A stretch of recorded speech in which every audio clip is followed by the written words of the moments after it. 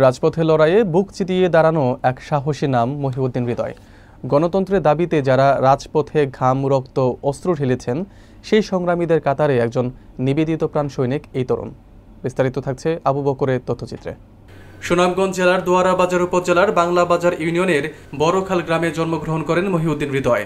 বাবা মরহুম আব্দুল গফুর ও মা মনোয়ারা বেগমের সন্তান তিনি। কৈশোরে গ্রাম ছেড়ে ঢাকায় এসে যুক্ত হন জাতীয়তাবাদী ছাত্র ও যুব রাজনীতিতে।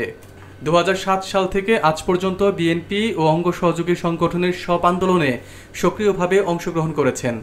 ঢাকা মহানগর যুবদলের অগ্রণী নেতা হিসেবে তিনি রাজপথে ছিলেন নির্ভীক ও সংগ্রামী। বর্তমানে তিনি বিএনপির যুগ্ম মহাসচিব হাবিবুন নবী খান সোহেলের সহকারী হিসেবে কাজ করছেন। প্রচারের আড়ালে থেকেও তিনি এক নিঃস্বার্থ কর্মী হিসেবে ভবিষ্যতের নেতৃত্বের প্রতিশ্রুতি বহন করেন।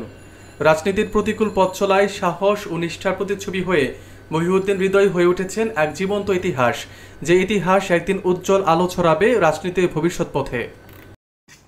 জুলাই আগস্টের যে ফেসিবাদের পতন হয়েছে, সেই ফেসিবাদ বিরোধী আন্দোলনে গত 17 বছর আমি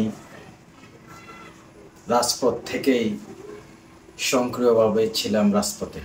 পরবর্তী টানা 17 বছর এই আওয়ামী ফেসিবাদের রক্তচক্ষু উপেক্ষা করেই রাজপথে ছিলাম এবং আমি বাংলাদেশ জাতীয়তাবাদী যুবদলের একজন সক্রিয় কর্মী হিসাবে আমি প্রতিশ্রুতিবদ্ধ ছিলাম যে এই ফেসিবাদী খুনি হাসিনার পতন নিশ্চিত না করে রাজপথ ছাড়ব না।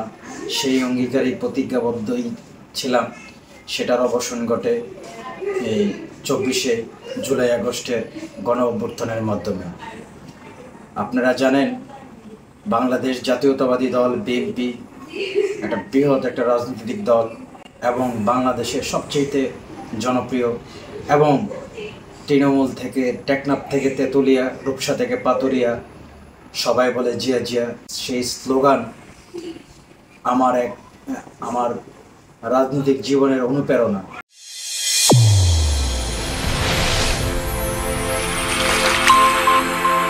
চ্যানেল A1 হৃদয়ের স্পন্দন।